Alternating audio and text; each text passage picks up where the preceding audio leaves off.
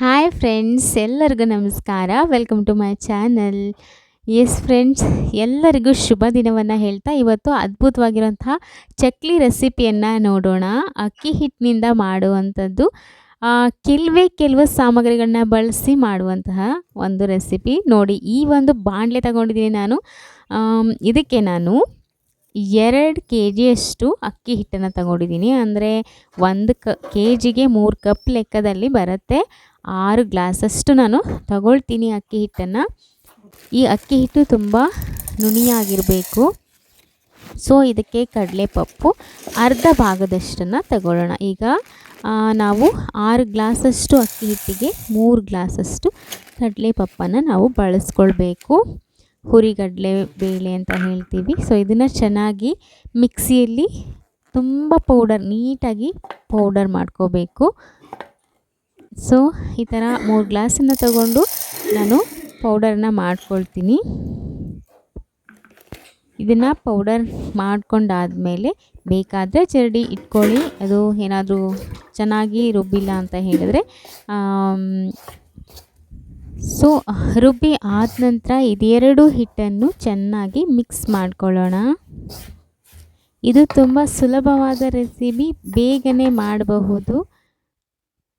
ಇವಾಗ ನಾನು ಚಕ್ಲಿ ಮಾಡಬೇಕಂದ್ರೂ ಈಗನೇ ರೆಡಿ ಮಾಡ್ಕೊಂಡು ಮಾಡ್ಬೋದು. ಯಾವುದೇ ರೀತಿ ಪೂರ್ವ ಸಿದ್ಧತೆಗಳು ಬೇಡ, ಮೊದಲೇ ರೆಡಿ ಮಾಡ್ಕೊಳ್ಬೇಕಂತ ಏನಿಲ್ಲ. ಮನೆಯಲ್ಲಿರುವಂತಹ ಕೆಲವಷ್ಟು ಸಾಮಗ್ರಿಗಳನ್ನ ಬಳಸ್ಕೊಂಡು ಮಾಡುವಂಥದ್ದು ತುಂಬ ಸುಲಭವಾಗಿರೋಂಥ ರೆಸಿಪಿ. ಎಣ್ಣೆ ಕೂಡ ತುಂಬ ವೇಸ್ಟ್ ಆಗೋದಿಲ್ಲ. ನೋಡಿ, ಈ ರೀತಿ ಎರಡೂ ಹಿಟ್ಟನ್ನು ಚೆನ್ನಾಗಿ ಮಿಕ್ಸ್ ಮಾಡಿದ್ದೀನಿ. ನಿಮಗೆ ಕಾಣಿಸಲ್ಲ ಅಂತ ಹತ್ತಿರದಲ್ಲಿ ಇಟ್ಟಿದ್ದೀನಿ ದೊಡ್ಡ ಪಾತ್ರೆ ಅಂತ. ಇನ್ನು ನಮ್ಮ ಅಮ್ಮನ ಮನೆಯಲ್ಲಿ ಪುಡಿ ಉಪ್ಪಿಲ್ಲ, ಅದಕ್ಕೆ ದೊಡ್ಡ ಕಲ್ಲುಪ್ಪನ್ನೇ ನಾನು ಪುಡಿ ಮಾಡಿ ಹಾಕ್ಕೊಂಡಿದ್ದೀನಿ. ಹಾಗೆ ಬೇಕಾದಷ್ಟು ರುಚಿಗೆ ಎಷ್ಟು ಬೇಕೋ ಅಷ್ಟು ಖಾರದ ಪೌಡರನ್ನು ನಾನು ಸೇರಿಸ್ಕೊಳ್ತಾ ಇದ್ದೀನಿ. ಇದು ಚಿಲ್ಲಿ ಪೌಡರ್. ಆಮೇಲೆ ಇದು ಬಿಳಿ ಎಳ್ಳು, ಎಲ್ಲರಿಗೂ ಗೊತ್ತೇ ಇರುತ್ತೆ. ಈ ಬಿಳಿ ಎಳ್ಳನ್ನು ನಾವು ನಿಮ್ಗೆ ಎಷ್ಟು ಬೇಕೋ ಅಷ್ಟು ಸೇರಿಸ್ಕೊಳ್ಳಿ. ನಾನು ಎಷ್ಟು ಇತ್ತು ಮನೆಯಲ್ಲಿ ಇಷ್ಟು ಸೇರಿಸ್ಕೊಳ್ತಾ ಇದ್ದೀನಿ. ಹಾಗೆ ಸ್ವಲ್ಪ ಒಂದು ಹಿಡಿಯಷ್ಟು ಜೀರಿಗೆಯನ್ನು ಸೇರಿಸ್ಕೊಂಡೆ. ಇದೆಲ್ಲವನ್ನು ಹಾಕಿ ಆದಮೇಲೆ ಚೆನ್ನಾಗಿ ಮಿಕ್ಸ್ ಮಾಡ್ಕೊಳ್ಳೋಣ. ಇದು ಎಲ್ಲ ಕಡೆನೂ ಸೇರ್ಕೊಳ್ಳೋ ಥರ ಚೆನ್ನಾಗಿ ಮಿಕ್ಸ್ ಮಾಡ್ಕೊಳ್ಳೋಣ. ಇದಾದಮೇಲೆ ನಾನು ಬೆಣ್ಣೆ ತೊಗೊಂಡಿದ್ದೀನಿ. ನೋಡಿ, ಒಂದು 150 ಗ್ರಾಮ್ ಅಷ್ಟು ತೊಗೊಂಡಿದ್ದೀನಿ ನಾನು ಇದಕ್ಕೆ. ಈ ಬೆಣ್ಣೆನ ಲೈಟಾಗಿ ಕರಗಿಸೋಣ. ಪೂರ್ತಿಯಾಗಿ ಕರಗಿಸೋದು ಬೇಡ, ಲೈಟಾಗಿ ಕರಗಿಸೋಣ ಅಷ್ಟೇ. ನೋಡಿ, ಇದು ಬಿಸಿ ಆಗ್ತಾ ಇದೆ. ಇನ್ನೇನು ಅದು ಫುಲ್ ಕರಗಿದೆ. ಎಸ್, ಒಂದು ನಿಮಿಷ. ಈಗ ಆಯಿತು, ಇದು ಫುಲ್ ಕರಗಿದೆ.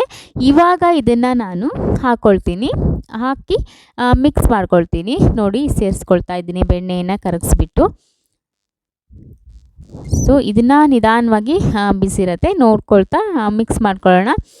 ಇದು ಸಹ ಚೆನ್ನಾಗಿ ಫುಲ್ ಎಲ್ಲ ಕಡೆ ಸ್ಪ್ರೆಡ್ ಆಗೋ ಥರ ಚೆನ್ನಾಗಿ ಮಿಕ್ಸ್ ಮಾಡ್ಕೊಳ್ಳೋಣ. ಇದಾದಮೇಲೆ ಇದಕ್ಕೆ ನೀರನ್ನು ಸೇರಿಸಿ ನೀಟಾಗಿ ಹಿಟ್ಟನ್ನು ರೆಡಿ ಮಾಡ್ಕೊಳ್ಳೋದು ಅಷ್ಟೇ ಇರೋದು. ಇದಿಷ್ಟೇ ಫ್ರೆಂಡ್ಸ್, ನಿಮಗೆ ರೆಡಿ ಆಗಿರುತ್ತೆ. ಆವಾಗಲೇ ಚಕ್ಲಿ ಮಾಡೋದಕ್ಕೆ ಹಿಟ್ಟು ರೆಡಿ ಆಗಿಬಿಡತ್ತೆ. ಸೊ ನೋಡಿ, ನಾನು ಬೆಣ್ಣೆ ಹಾಕಿ ಎಲ್ಲ ಹಿಟ್ಟನ್ನು ಚೆನ್ನಾಗಿ ಮಿಕ್ಸ್ ಮಾಡ್ಕೊಳ್ತಾ ಇದ್ದೀನಿ. ಈ ರೀತಿ ಚೆನ್ನಾಗಿ ಎರಡೂ ಕೈಗಳ ಸಹಾಯದಿಂದ ಚೆನ್ನಾಗಿ ಮಿಕ್ಸ್ ಮಾಡ್ಕೊಳ್ಳೋಣ. ಇದು ದೊಡ್ಡ ಪಾತ್ರೆ, ಆಮೇಲೆ ಸ್ವಲ್ಪ ಜಾಸ್ತಿ ಹಿಟ್ಟಾಗಿರೋದ್ರಿಂದ ಸ್ವಲ್ಪ ಟೈಮ್ ಹಿಡಿಯುತ್ತೆ.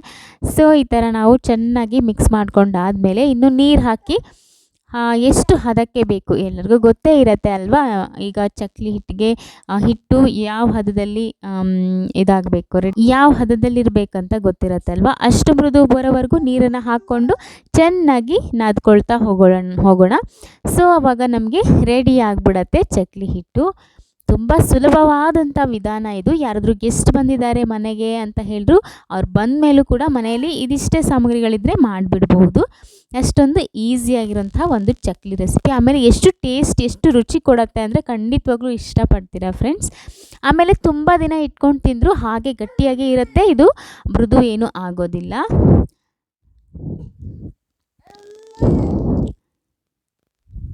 ಮಕ್ಕಳಿಗೆಲ್ಲನೂ ಇದನ್ನು ಈ ಥರ ಮಾಡಿಟ್ಟರೆ ತುಂಬ ದಿನದ ಇಟ್ಟು ಕೊಡ್ಬೋದು. ತುಂಬ ಇಷ್ಟಪಟ್ಟು ತಿಂತಾರೆ. ಸೊ ನಾನು ಅದಕ್ಕೆ ಸ್ವಲ್ಪ ಜಾಸ್ತಿನೇ ಮಾಡ್ತಾ ಇರೋದು. ಏಕೆಂದರೆ ನಮ್ಮ ಅಮ್ಮನ ಮನೆಯಲ್ಲಿ ತುಂಬ ಮೊಮ್ಮಕ್ಕಳು, ಅಂದರೆ ನನ್ನ ಮಕ್ಕಳು, ನಮ್ಮ ಅಕ್ಕನ ಮಕ್ಕಳು ಅಂತ ತುಂಬ ಜನ ಇದ್ದಾರೆ. ಸೊ ಎಲ್ಲರಿಗೂ ಇಷ್ಟಪಟ್ಟು ತಿಂತಾರೆ. ಸೊ ಹಾಗಾಗಿ ಸ್ವಲ್ಪ ಜಾಸ್ತಿನೇ ಮಾಡ್ತಾಯಿದ್ದೀನಿ. ಸೊ ನೋಡಿ ಫ್ರೆಂಡ್ಸ್, ಇದು ಕರೆಕ್ಟಾಗಿ ಈ ಹದಕ್ಕೆ ಬಂದಿದೆ. ತುಂಬ ನೀರು ಹಾಕ್ಕೊಳ್ತಾ ಮಾಡಬಾರ್ದು. ಸ್ವಲ್ಪ ಸ್ವಲ್ಪ ನೀರು ಹಾಕ್ಕೊಳ್ತಾ ಹೋದರೆ ಅದ್ರ ಹಿಟ್ಟಿನ ಹದ ನಮಗೆ ಗೊತ್ತಾಗ್ಬಿಡತ್ತೆ. ಆ ಚಕ್ಲಿ ಮಷಿನ್ಗೆ ಹಾಕಿಬಿಟ್ಟು ಪ್ರೆಸ್ ಮಾಡಿದವಾಗ ನೀಟಾಗಿ ಚಕ್ಲಿ ಬರಬೇಕು. ಆ ಹದನ ನೋಡಿಕೊಂಡು ನೀವು ಹಿಟ್ಟನ್ನು ಮಿಕ್ಸ್ ಮಾಡ್ಕೊಳ್ಬೇಕಾಗತ್ತೆ. ಒಂದು ವೇಳೆ ಗೊತ್ತಾಗಿಲ್ಲ ಅಂದರೆ ಈ ಥರ ಪ್ರೆಸ್ ಮಾಡಿ ನೋಡಿ, ನಿಮಗೆ ಇದು ಚಕ್ಲಿ ಹಿಟ್ಟು ರೆಡಿಯಾಗಿದೆ ಅನ್ನೋದು ಗೊತ್ತಾಗುತ್ತೆ. ಚಕ್ಲಿ ಹೇಗೆ ಬರುತ್ತೆ ಅನ್ನೋದು ಗೊತ್ತಾಗುತ್ತೆ ಆ ಥರ ಪ್ರೆಸ್ ಮಾಡಿ ನೋಡಿದವಾಗ. ಸೊ ಇದಾದ ನಂತರ ನಾನು ಚಕ್ಲಿ ಮಷಿನ್ ಏನಿದೆ ಅದಕ್ಕೆ ಸ್ವಲ್ಪ ಆಯಿಲನ್ನು ಹಚ್ಕೊಳ್ತೀನಿ. ಈ ರೀತಿ ಹಚ್ಕೊಳ್ಳೋದ್ರಿಂದ ಅಂಟೋದಿಲ್ಲ.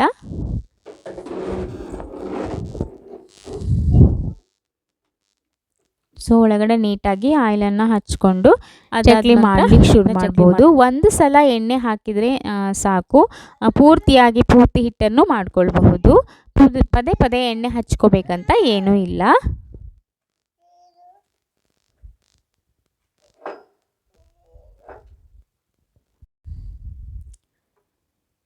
ಸೊ ನೋಡಿ, ಈ ಥರ ರೋಲ್ ಮಾಡಿಕೊಂಡು ಅದರೊಳಗಡೆ ಹಾಕ್ಕೊಳ್ಳೋಣ. ಎಷ್ಟು ಹಿಟ್ಟು ಹಿಡಿಯುತ್ತೆ ಅಷ್ಟು ಹಿಟ್ಟನ್ನು ಇದರೊಳಗಡೆ ಹಾಕ್ಕೊಳ್ಳೋದು ಇದೆಲ್ಲರಿಗೂ ಗೊತ್ತೇ ಇರುತ್ತೆ. ಸೊ ಈ ರೀತಿ ಹಾಕ್ಕೊಳ್ಳೋದು. ಹಾಕ್ಕೊಂಡಾದ್ಮೇಲೆ ಎಷ್ಟು ಹಿಟ್ಟು ಬೇಕೋ ಅಷ್ಟು ಹಿಟ್ಟನ್ನು ಹಾಕ್ಕೊಳ್ಳಿ. ಒಂದೇ ಸಲಕ್ಕೆ ಹೆಲ್ಪ್ ಆಗುತ್ತೆ, ಪದೇ ಪದೇ ಹಾಕ್ಕೊಳ್ಳೋದು ತಪ್ಪತ್ತೆ. ಸೊ ಈ ರೀತಿ ಒಂದು ಸಲ ಹಾಕ್ಕೊಂಡ್ರೆ ತುಂಬ ಚಕ್ಲಿಗಳು ಬರುತ್ತೆ. ಸೊ ಹಾಕ್ಕೊಂಡು ಇದನ್ನ ರೆಡಿ ಮಾಡ್ಕೊಳ್ಳೋಣ. ಇವಾಗ ನಿಮಗೆ ಇದನ್ನ ಚಕ್ಲಿ ಮಷಿನ್ಗೆ ಹಾಕ್ಕೊಂಡು ಯಾವ ರೀತಿ ಮಾಡೋದು ಗೊತ್ತಿರುತ್ತೆ ಆಲ್ಮೋಸ್ಟ್. ಸೊ ಈ ಥರ ಒಂದು ತಟ್ಟೆ ತೊಗೊಂಡಿದ್ದೀನಿ. ಅದ್ರ ಹಿಂಭಾಗದಲ್ಲಿ ಸ್ವಲ್ಪ ಎಣ್ಣೆಯನ್ನು ಹಚ್ಕೊಳ್ತಾ ಇದ್ದೀನಿ. ಎಣ್ಣೆ ಹಚ್ಕೊಂಡು ಅದ್ರ ಮೇಲೆ ನಿಧಾನವಾಗಿ ನಾನು ಚಕ್ಲಿಯನ್ನು ಬಿಟ್ಕೊಳ್ತಾ ಇದ್ದೀನಿ. ನಾನು ಎರಡೆರಡು ಚಕ್ಲಿ ಒಳ್ಳನ್ನು ಬಳಸ್ತೀನಿ. ಸೊ ಹಾಗಾಗಿ ಎರಡನ್ನೂ ತುಂಬಿಟ್ಕೊಂಡು ಒಂದು ಸಲ ಚಕ್ಲಿ ಮಾಡ್ಕೊಳ್ಳೋದು ಆ ಥರ ಸೊ ಇವಾಗ ಈ ಥರ ಮಾಡ್ಕೊಳ್ಳೋಣ. ನಾನು ಮತ್ತು ನಮ್ಮಮ್ಮ ಇಬ್ಬರು ಸೇರ್ಕೊಂಡು ಮಾಡ್ತಾಯಿದ್ದೀವಿ. ಏಕೆಂದರೆ ತುಂಬ ಇದೆ ಅಲ್ವಾ, ಸ್ವಲ್ಪ ಬೇಗ ಆಗುತ್ತೆ ಅಂತ. ಜೊತೆಗೆ ನಮ್ಮ ಅಕ್ಕನ ಮಗಳು ಕೂಡ ಹೆಲ್ಪ್ ಮಾಡ್ತಾ ಇದ್ದಾಳೆ. ಅವಳು ಚಕ್ಲಿ ಮಷಿನ್ಗೆ ಹಿಟ್ಟನ್ನು ಹಾಕ್ಕೊಡೋ ಕೆಲಸ ಅವಳದು. ಸೊ ನಾವು ಚಕ್ಲಿ ಮಾಡ್ಕೊಳ್ತಾ ಇದ್ದೀವಿ. ಸೊ ಈ ಥರ ಮಾಡ್ಕೊಳ್ಳೋದು ಫ್ರೆಂಡ್ಸ್, ತುಂಬ ಈಸಿಯಾಗಿದೆ. ನೋಡಿ ಎಷ್ಟು ಚೆನ್ನಾಗಿ ಬರುತ್ತೆ ಅಲ್ವಾ, ಖಂಡಿತವಾಗ್ಲೂ ಇಷ್ಟ ಆಗುತ್ತೆ. ಸೊ ನಿಮಗೆ ಮಾಡಿ ತೋರಿಸ್ಬಿಡ್ತೀನಿ. ತುಂಬ ಬೇಯಿಸ್ಲಿಕ್ಕಿದೆ ಅಲ್ಲ, ಹಾಗಾಗಿ ಇದನ್ನ ನಾನು ಫಸ್ಟ್ ಯಾವ ರೀತಿ ಬರುತ್ತೆ ಅಂತ ನಿಮಗೆ ತೋರಿಸ್ಬಿಡ್ತೀನಿ. ಸೊ ಈ ಥರ ಎಣ್ಣೆ ಚೆನ್ನಾಗಿ ಕಾದ ತಕ್ಷಣ ಹಾಕ್ಕೊಂಬಿಡಿ. ಅದನ್ನು ಸ್ವಲ್ಪ ಅದು ಗಟ್ಟಿ ಆಗೋವರೆಗೂ ಅದನ್ನ ಟಚ್ ಮಾಡಬೇಡಿ. ಅದು ಸ್ವಲ್ಪ ಗಟ್ಟಿ ಆದಮೇಲೆ ಅದನ್ನು ತಿರ್ಗಿಸಿ ಹಾಕ್ಕೊಳ್ಬೇಕು. ಇಲ್ಲಾಂದರೆ ಏನು ಪುಡಿ ಪುಡಿ ಆಗಿಬಿಡತ್ತೆ. ಸೊ ಅದು ಆ ಥರ ಆಗಬಾರ್ದು ಅಂದರೆ ಸ್ವಲ್ಪ ಅದು ಗಟ್ಟಿ ಆಗೋವರೆಗೂ ಅದನ್ನ ಟಚ್ ಮಾಡದೆ ಸುಮ್ಮನೆ ಬಿಟ್ಕೊಳ್ಬೇಕು. ನೋಡಿ ಎಷ್ಟು ಫೈನಾಗಿ ಎಷ್ಟು ಚೆನ್ನಾಗಿ ಬಂದಿದೆ ಅಲ್ವಾ ಫ್ರೆಂಡ್ಸ್. ನಿಮಗೆ ಇಷ್ಟ ಆಗಿದ್ದರೆ ದಯವಿಟ್ಟು ನನಗೆ ಸಪೋರ್ಟ್ ಮಾಡಿ, ಲೈಕ್ ಮಾಡಿ ವಿಡಿಯೋವನ್ನು. ನೋಡಿ ಇಷ್ಟೇ ನಿಮಗೆ ಫ್ರೆಂಡ್ಸ್, ಇದು ರೆಡಿ ಆಗಿದೆ. ಎಣ್ಣೆ ಅಂತೂ ಇದು ತುಂಬ ವೇಸ್ಟ್ ಆಗೋದೇ ಇಲ್ಲ. ಸೊ ನೋಡಿ ನಿಮಗೆ ಗೊತ್ತಾಗ್ತಾ ಇದೆ, ತುಂಬ ಟೇಸ್ಟಿಯಾಗಿರುತ್ತೆ, ತುಂಬ ಬೇಗನೆ ಆಗುವಂಥ ಒಂದು ರೆಸಿಪಿ. ನಿಮಗೆ ಖಂಡಿತವಾಗ್ಲೂ ಇಷ್ಟ ಆಗಿದ್ದರೆ ದಯವಿಟ್ಟು ಲೈಕ್ ಮಾಡಿ, ಶೇರ್ ಮಾಡಿ, ಸಬ್ಸ್ಕ್ರೈಬ್ ಮಾಡಿಕೊಂಡು ಸಪೋರ್ಟ್ ಮಾಡಿ. ಖಂಡಿತವಾಗ್ಲೂ ನಿಮಗೆ ಇಷ್ಟ ಆಗಿದೆ ಅಂತ ನಾನು ಭಾವಿಸ್ತೀನಿ. ಇಷ್ಟ ಆದರೆ ಲೈಕ್ ಮಾಡೋದನ್ನು ಮರಿಬೇಡಿ. ಹಾಗೆ ನನ್ನ ಚಾನಲ್ನ ಸಬ್ಸ್ಕ್ರೈಬ್ ಮಾಡಿಕೊಂಡು ಸಪೋರ್ಟ್ ಮಾಡಿ ಅಂತ ಕೇಳಲಿಕ್ಕೆ ಇಷ್ಟಪಡ್ತೀನಿ. ಸೊ ಇದು ಯಾವ ರೀತಿಯಾಗಿ ಬರುತ್ತೆ ಎಷ್ಟು ಫ್ರೆಂಡ್ಸ್, ನಿಮ್ಮ ಅಭಿಪ್ರಾಯನ ತಿಳಿಸಿ. ಈ ವಿಡಿಯೋನ ನೋಡಿ ಹೇಗೆ ಬಂತು ಈ ಒಂದು ಚಕ್ಲಿ ರೆಸಿಪಿ ಅಂತ. ಅದಕ್ಕೂ ಮೊದಲು ಯಾರೆಲ್ಲ ಸಬ್ಸ್ಕ್ರೈಬ್ ಮಾಡ್ಕೊಳ್ದೆ ನೋಡ್ತಾ ಇದ್ದೀರಾ ದಯವಿಟ್ಟು ಸಬ್ಸ್ಕ್ರೈಬ್ ಮಾಡಿಕೊಂಡು ಸಪೋರ್ಟ್ ಮಾಡಿ. Thanks for watching.